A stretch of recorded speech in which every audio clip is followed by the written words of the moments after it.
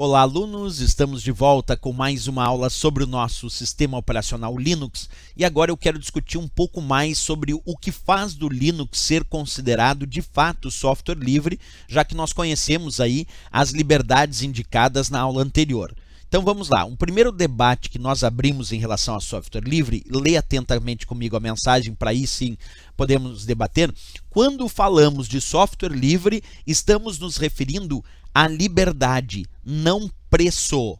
Essa é uma descrição importantíssima em relação ao Linux. Quando falamos do Linux ser software livre, isso está se referindo à liberdade de uso, acessar o código-fonte para estudar, modificar esse código-fonte, redistribuir novas cópias com essas modificações que foram feitas.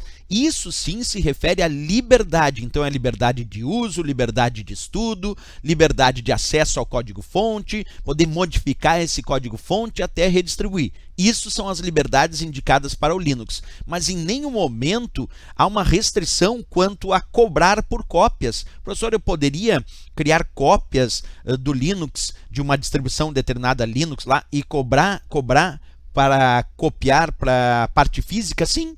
Quer dizer, tu poderia cobrar por distribuir essa parte física. Como assim a parte física? Vamos imaginar que tu botou num CD.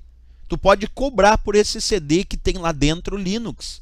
Isto é livre, porque a ideia de ser software livre está atrelada, pelo menos na licença GPL versão 2, que é a que rege o Linux, e é isso que é importante para a nossa prova, porque se fala em sistema operacional Linux, então vale a licença GPL versão 2, isso é bom que se diga, e nesse caso da licença GPL versão 2, é claro, quando falamos em software livre, estamos nos referindo à liberdade de uso, de acesso ao código-fonte, de modificar o código-fonte, redistribuir cópias com essas modificações, mas não estamos descrevendo aí a questão do preço, ok? Então isso é muito importante que a gente abra debate. E aí, é claro, observa a leitura que vocês têm agora, que está descrito textualmente lá na licença GPL.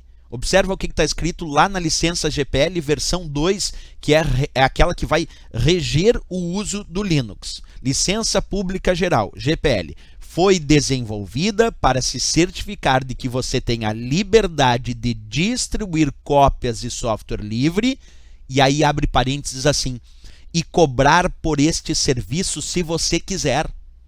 Ah, professor, mas a maior parte do software livre é gratuito. É verdade, porque tu também tem a liberdade de distribuir essas cópias gratuitamente ou cobrar por esse serviço de distribuir cópias. Isso é muito relevante, porque isso está escrito textualmente lá na licença GPL versão 2, que é a base do Linux. Então, vou repetir a leitura contigo. Desenvolvida para a licença GPL versão 2, desenvolvida para certificar que você tem a liberdade de distribuir cópias de software livre, abre parênteses, e cobrar por esse serviço se você quiser.